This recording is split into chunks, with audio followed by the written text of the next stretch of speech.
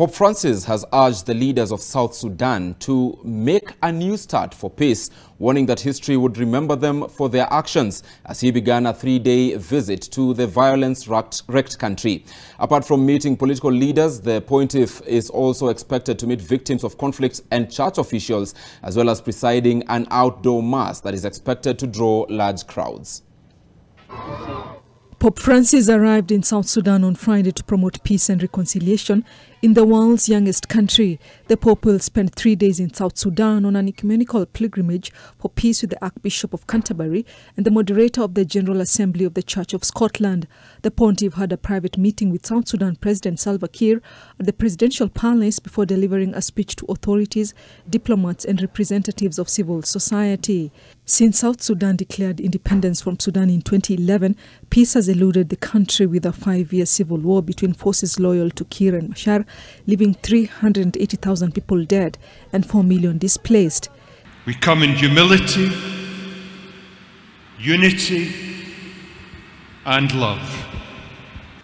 We cannot pick and choose parts of a peace agreement. Every part must be done by every person. Basta.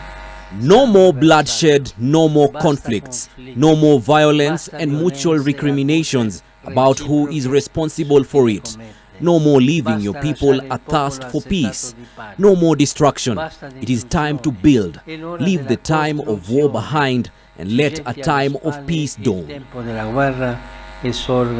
Negotiations began in 2019 but have failed to calm violence in the south of the country. Kiir said that his government is willing to enter into peace negotiations with a coalition of rebel groups which did not sign a 2018 agreement to end the country's civil war. In honor of the Holy Father, Pope Francis' historic visit to our country, I am officially announcing the lifting of the suspension of the Rome peace talks with the holdout groups. For years, Pope Francis has expressed his strong desire to travel to predominantly Christian South Sudan, but the unstable situation in the country along with the pandemic complicated plans for a visit. The Holy Father will stay in the nation's capital of Juba and will have meetings with various church officials, civil groups and several internally displaced people. Following a mass for the country's faithful on Sunday morning, Pope Francis will return to Rome. At the completion of this journey on Sunday, the Pope will have visited 60 countries since the start of his pontificate. This visit marks the Holy Father's 5th apostolic journey to the African continent.